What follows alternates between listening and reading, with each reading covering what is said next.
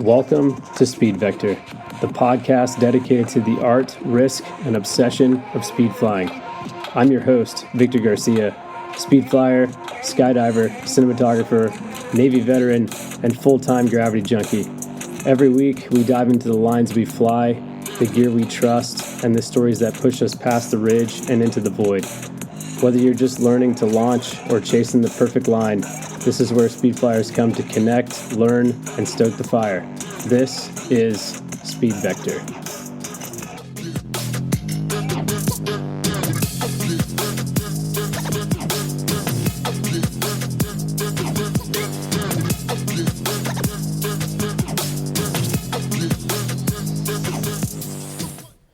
What is up, Sky fam, Speed Vector followers? How's it going? We're back, episode 5.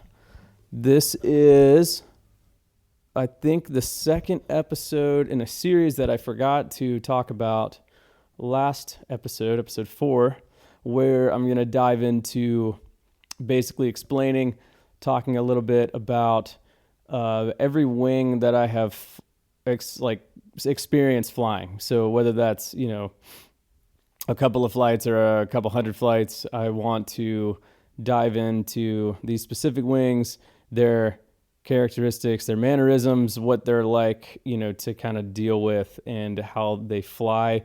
And I want to throw out a disclaimer that I am not sponsored by anybody. So these are all wings that I have acquired or that whether I bought them or whether they were gifted to me or whether they were sold to me at a super fat discount or whether they were borrowed from a friend. They were never sent to me by a company and told me to endorse them by any way. I wish maybe someday that'd be cool. But at the same time, that could also pigeonhole me into flying just a specific line of wings and not be able to try all of them. I really like to try different wings out. I really, really appreciate, every company that makes speed wings, and I want to fly their entire line. Like every wing and every size. And that is like, if I could have my dream come true, it would be like, besides perfect conditions at the perfect site all the time, it would be able to test these wings out and build an honest opinion about them.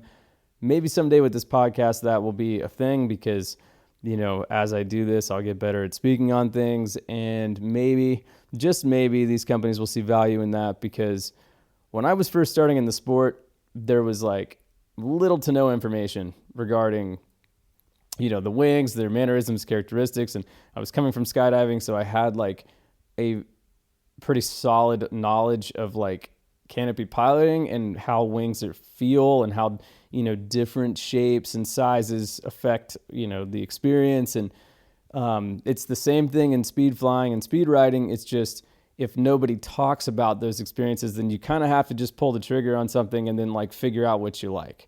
And that's pretty much what happened.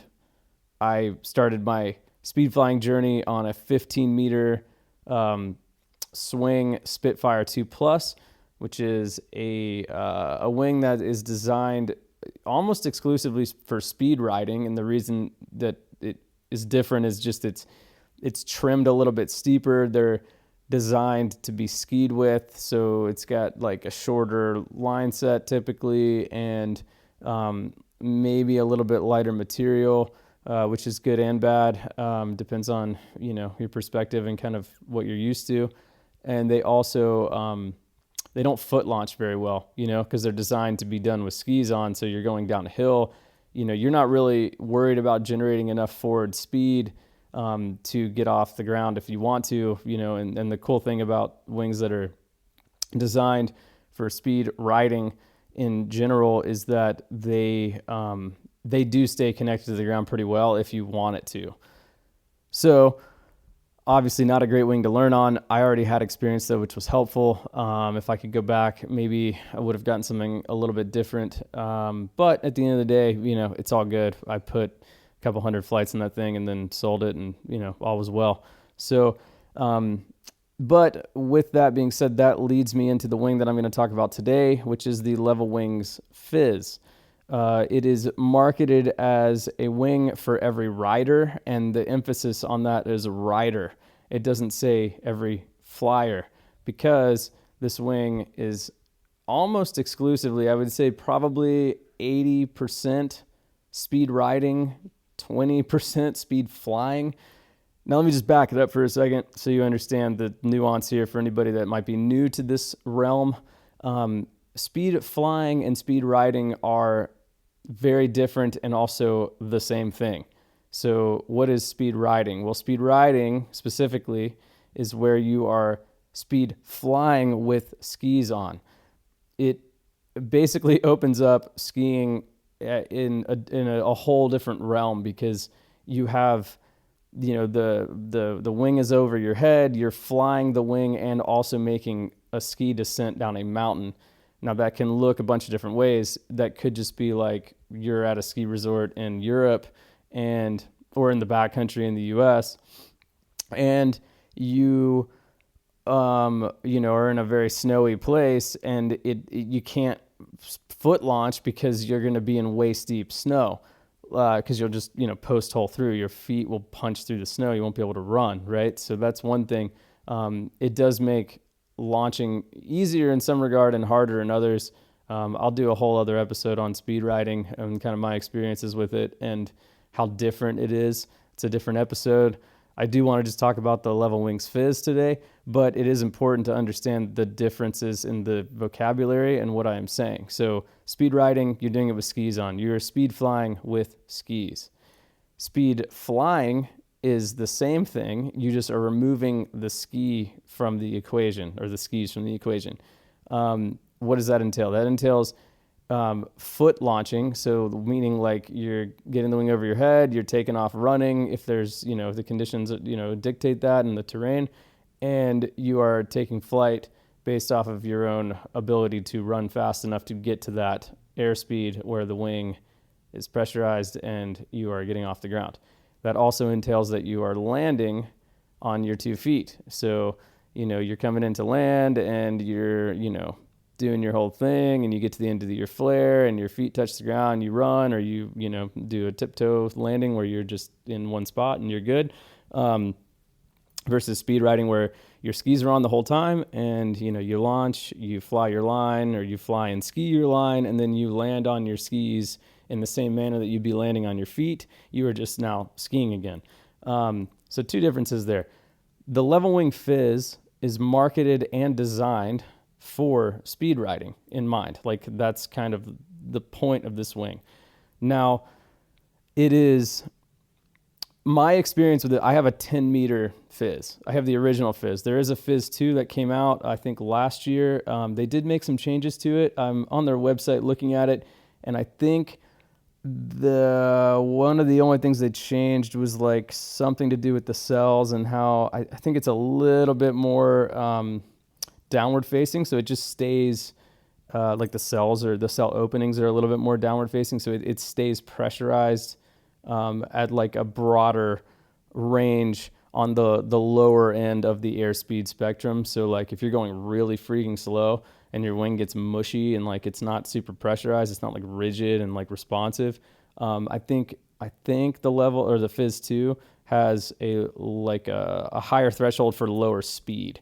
I think that's the only thing they changed, just based off of what I'm seeing pictures wise and what they're saying. You can see all this if you just go to levelwings.com, check out the Fizz 2, and there's probably some retro grade or whatever Fizz website pages that will kind of talk about that. But it won't compare the two unless you go to like a third party website that compares the two, which I'm sure exists. If it doesn't, it should.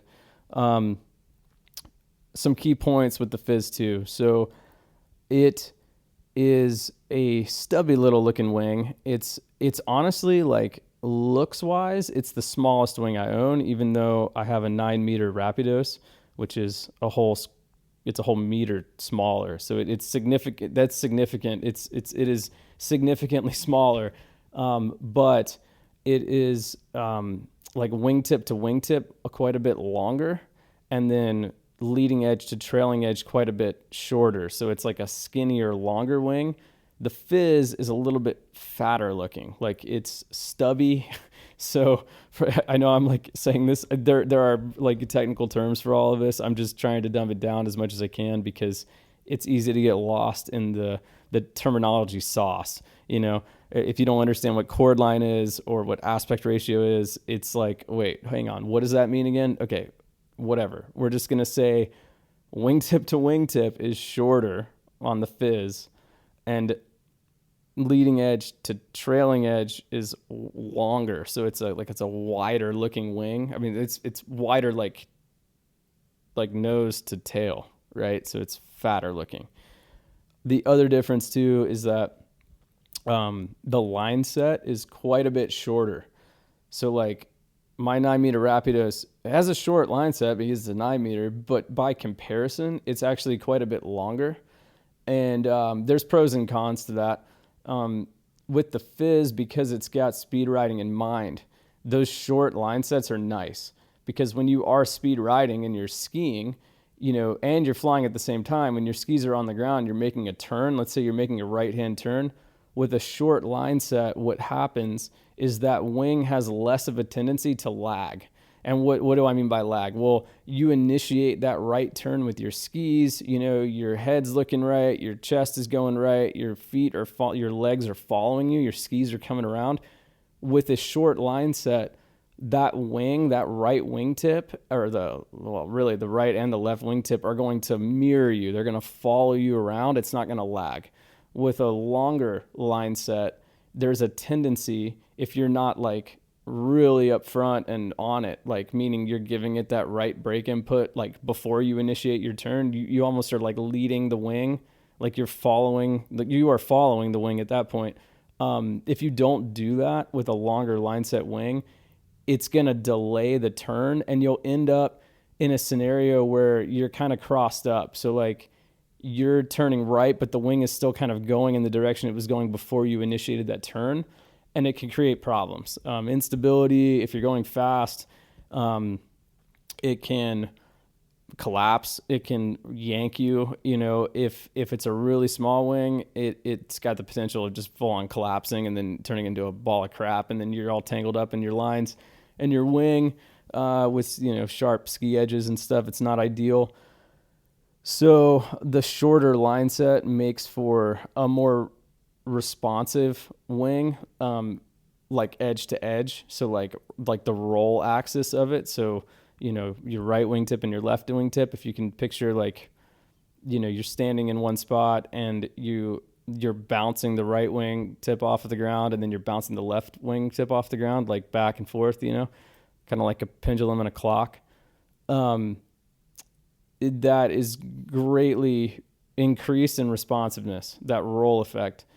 And what that does is it makes it easier, you know, to speed ride with confidence and not be like looking like a bag of crap up there, you know, having your wing lag behind you kind of. So that's one major benefit. Another thing that I noticed about the line set with the Fizz is that they are really thick lines. I don't remember what type of lines they are, but they're like way more thick. I'm just comparing it to the 9-meter Rapidos because they're similar size. They have like reinforced sheathed lines. The one that I have, you can get it without that. So it will probably do fine in the speed riding world, and I will definitely test this coming winter. But they will be more fragile, when it comes to ski edges and stuff. Obviously, you don't want to run over your lines with your skis because they are sharp, you know, and you will for sure like damage them if you do it enough times and if you're not careful. I think in the right circumstances, it doesn't really matter what type of lines you have, how thick or how thin, or if they're reinforced or sheathed or whatever. You're still probably going to punch through them, you know, if you get it with the right tension and the right angle. So definitely want to be mindful of that. You know, the goal is to not, you know, become a gift wrap. So sliding down the mountain. but it does have very burly lines. They're not the fastest because they are sizable and they like big diameter, and they do create drag. It doesn't seem like it would be much, but it actually is, and pretty noticeable once you get kind of more, I don't know, like into wings and kind of how they feel. Once you gain more experience and knowledge in that, you really start to understand little nuanced differences.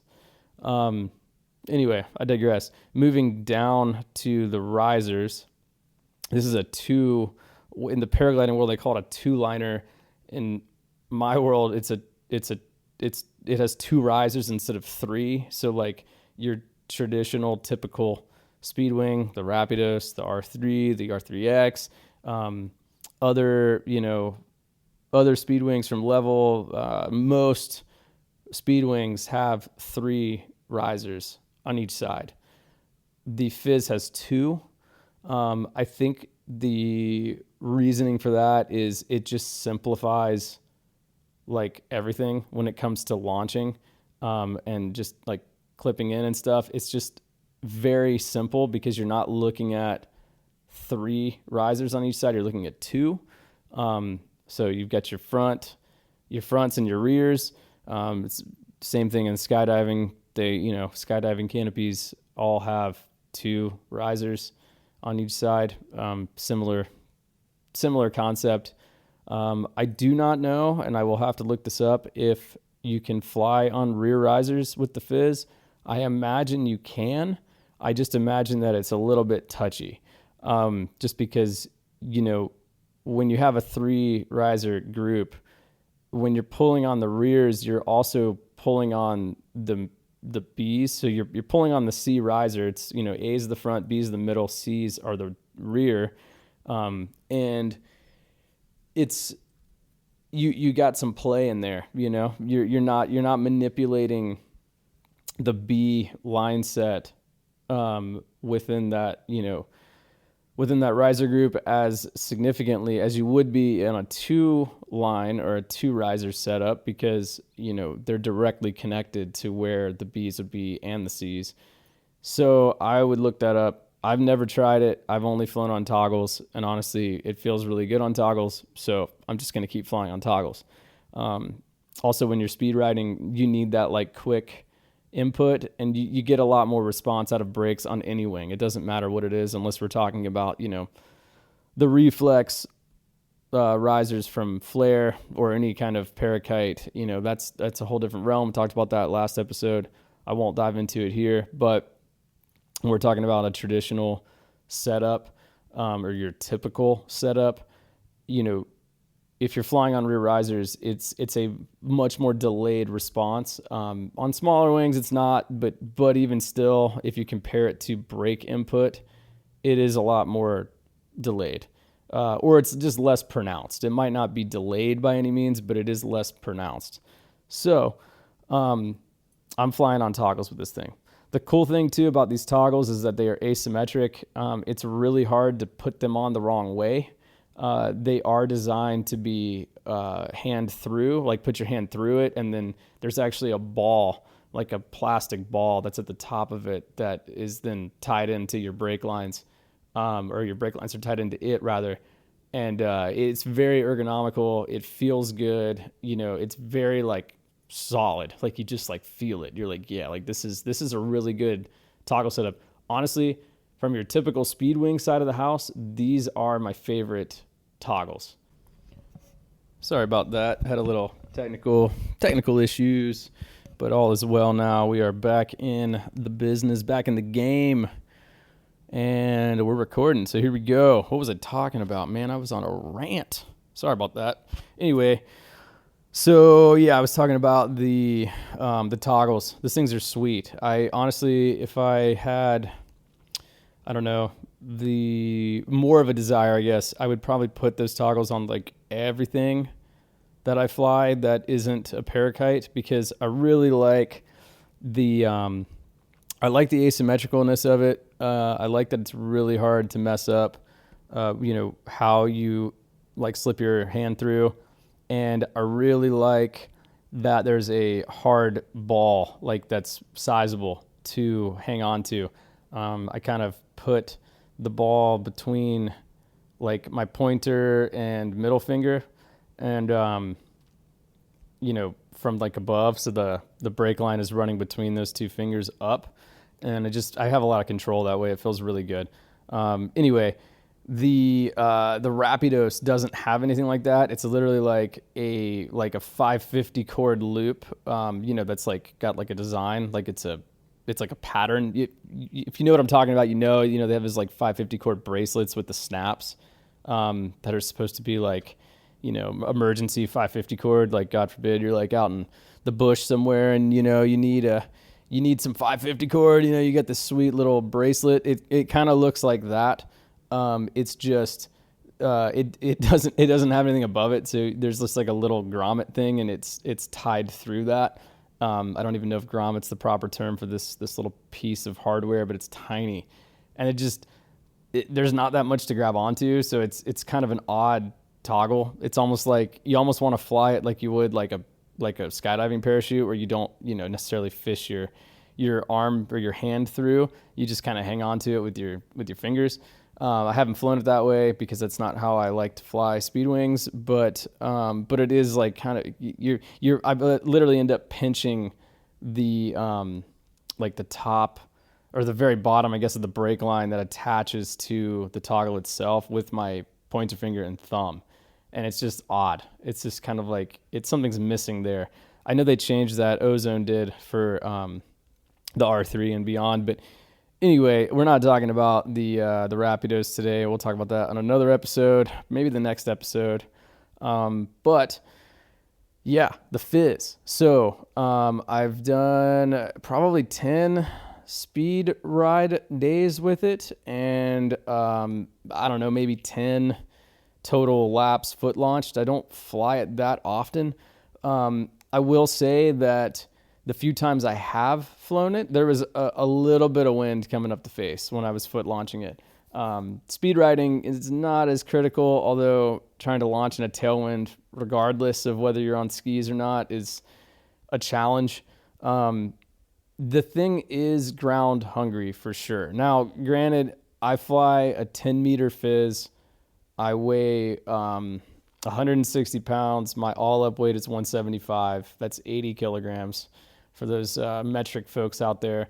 I don't know what my wing loading is with the Fizz. I do know that it is close to a 2-to-1, or like a 2.0, maybe 1.9. So that's 2 pounds per square foot.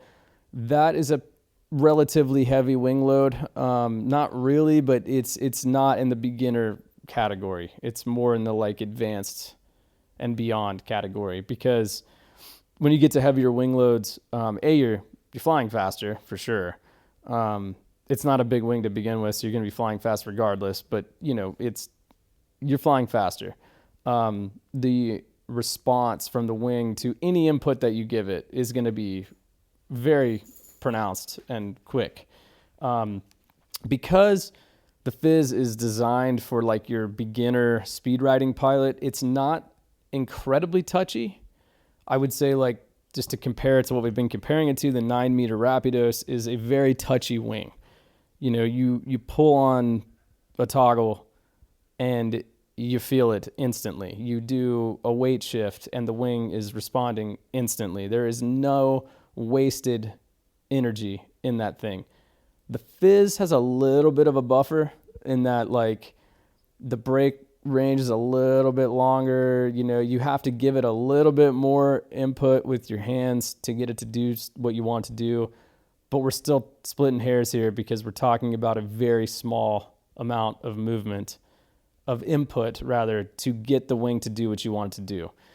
The reason that's dangerous for beginners or people that are less experienced is that people have the tendency to overfly, like to overcorrect. So let's say you want to make a left turn, you got to do it kind of quick. If you give it a lot of juice, if you really yank on that left toggle, that thing is going to freaking go, and it's going to be fast. And then you're going to overshoot that turn, and you're going to have to correct with your right toggle, and it turns into this like circus act where you're just flailing and you're just doing crazy stuff with your hands.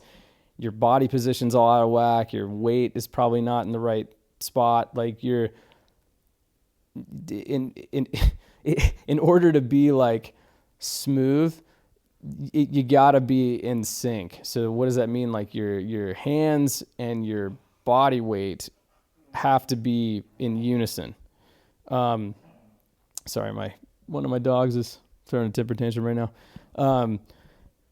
So anyway, it is going to be more responsive with a heavier wing loading, no matter what wing you're flying. Okay. So I haven't flown anything bigger or smaller than a 10-meter Fizz. In the Fizz line, I have only flown a 10-meter Fizz. So that is what I'm speaking on. This wing likes to roll because, the shape, number one. Number two, the size, of course, the wing loading, we've already talked about that. But number three is the really short line set. So really short lines creates a more rolly wing. If you have longer lines, it's like the pendulum effect is much less pronounced, or it's more pronounced, but it's slower. With a shorter line set, you're just more connected to the wing. So it's going to be more responsive right off the bat, no matter if it's a 14 meter or a 6.8 meter. It's going to be very responsive.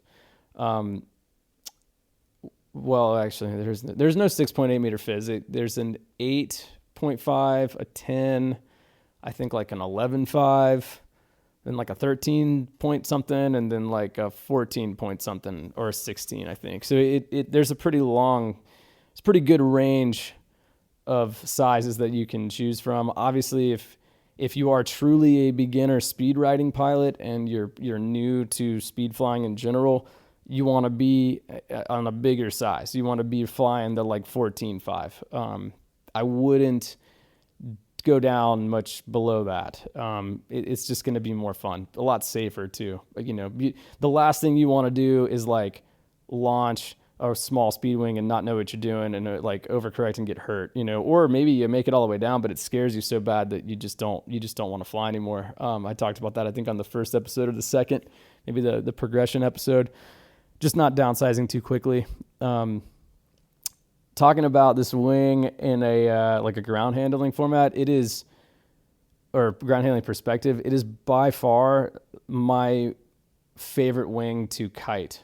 It inflates very smoothly, very quickly, but it doesn't overshoot. Even in high wind, it really doesn't overshoot much.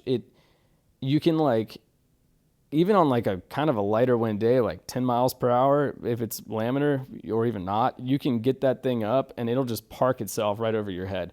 And that's what's so cool. Like you can go totally hands-free, in a kiting scenario and just stand there. And as long as, you're just doing little hip movements to kind of correct a little bit of oscillation or whatever, the wing stays put, which is really cool. And that is something that Level Wings achieved. And I think they strove for that when they were designing this wing, because it's a stable wing that is predictable and that is really easy to fly. I mean, truly, like, that thing's super fun to ground handle. It's a blast. It's, especially with the 10 meter, it's not big. You can dance around with it. You can, do like twirls, and you can reverse kite it really well. It's just a dream to handle.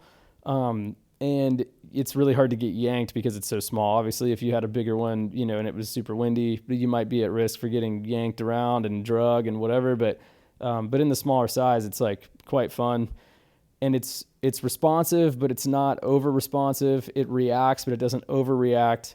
It's just like an all around really stable, really nice wing to both kite and fly.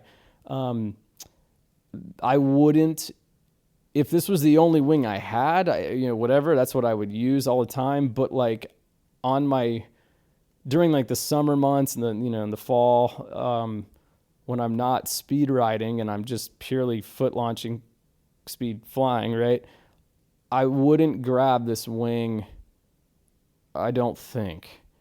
I mean, I probably put like into the ski season, I think I did like 10 speed ride laps at a place that I will not talk about, kind of nearby where I live in Washington. And I think I've done like 2 or 3 foot launch laps, obviously pre-injury. And the reason being is just because like it's not my go-to for foot launching, because it does take I got to really be on it, because it is a ground hungry wing. It does have a tendency to dive off launches, especially foot launches. The only time I've ever foot launched it was with like at least 10 miles per hour coming up the face. And even then it's like you kind of want a little bit more, because, even if it's a steep, launch, or if the launch isn't, but the ground goes away from you pretty quick after launch, you're still like flying pretty close to the ground before it really gets going. And that is a potentially dangerous scenario. So it's not my favorite for foot launching, but it is doable. I think with a bigger size, it might just make it more fun. Like it might make like for me or whatever, flying a 14 meter more fun, because it's still going to launch like a 14 meter. It's going to be fine, but it's going to fly faster off the bat than a normal 14 because of how it's trimmed. Which is just steeper, right? And like I said earlier in this podcast, it is trimmed steeper for speed riding purposes. If you have a wing that's really flat trimmed and you have the trim closed, it's going to be harder to stay on the ground when you're speed riding, meaning like it's going to be harder to like ski, because a lot of people that speed ride, like, yeah, they're doing it to fly, but it's a part of the fun of it is like putting in tracks where you normally can't, because you either have to stop at the end and turn around and hike back up because there's a massive cliff, or you just wouldn't be up there to begin with because the risk is too high.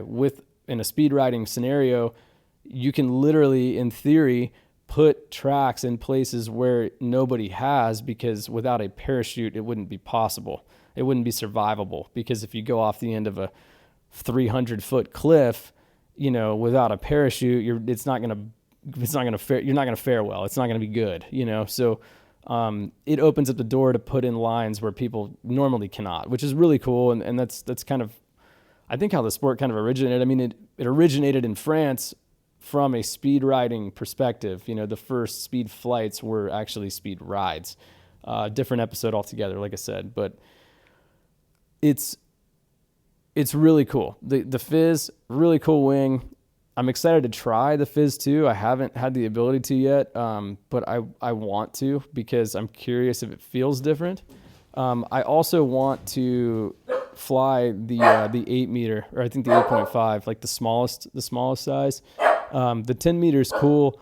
I'm just curious what the 8 meter feels like, because with the 10, I can ski pretty fast without leaving the ground with it. But there is a limit to that. Once you get to a certain speed, you're going to get off the ground. And not that I don't want to get off the ground, but I do really enjoy making turns with the speed wing over my head, because it is like ground handling on steroids. It's a lot harder than regular speed flying, in my opinion, just because there's more factors. You're obviously doing 2 sports at the same time that require a lot of attention and skill, to do at a high level, or even just to do safely.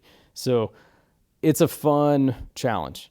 I think the Fizz makes that challenge a little bit easier on like the canopy piloting side.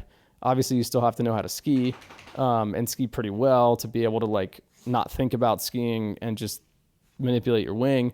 The goal should be to be able to do both simultaneously without thinking about either, and that's the goal. But even being like, I ski for work, I've been skiing since I was 3. I'm a professional ski patrolman. I'm pretty good at skiing, and I'm a pretty good speed pilot. Even combining the two, I'm still thinking about what I'm doing, because I just don't get to do it that much. It's not a lift accessible sport in the U.S. Currently. Hopefully that changes, but for now, it's not. It's not like I live in Europe where I could take the lift up or the gondola up and then do 20 speed laps a day. Like it'd be like literally like out there, it's like going for a ski day, where you do 20 ski laps in a day. We'll now do that same thing, but with the speed wing inside a resort boundary line and have a gondola take you to the top every time. That is my dream. Like, I've got to get out to Europe to do that because that'd be sick. Ideally, it would be legal in the US, but it's not, liability and stuff. But as the sport grows, I think that there's potential for it. So fingers crossed, hoping to hopefully make that a reality in the next 10 years. That's one of my goals, at least help, get it to that point. And I know there's a lot of people that feel the same. So I think if we unite and get the right people talking, to the right people as well, it could be a thing. So anyway, that is divergent from this topic. I think I'm going to wrap it up there. If you have any questions about the Fizz or about any other wing, if I've flown it, I can speak on it. And if I haven't, I probably know someone that has. So just reach out via the Instagram, speed.vector, or go on YouTube, Speed Vector, and, leave a comment on a video there, or these podcasts are actually uploaded on YouTube as well. So you can check it out there. Thanks so much for being here. Thanks for listening. Appreciate you all being a part of this. I think I'm about to hit 50 downloads, and that's not bad for 4 episodes. We'll see how this one goes, and excuse me. Hopefully, keep this thing growing and rolling. Anything anybody wants me to talk about on here, like I said, just reach out, and we'll get it on the air. So appreciate you guys. Look cool. Stay safe, have fun. We'll see you on the next one. Speed Vector out.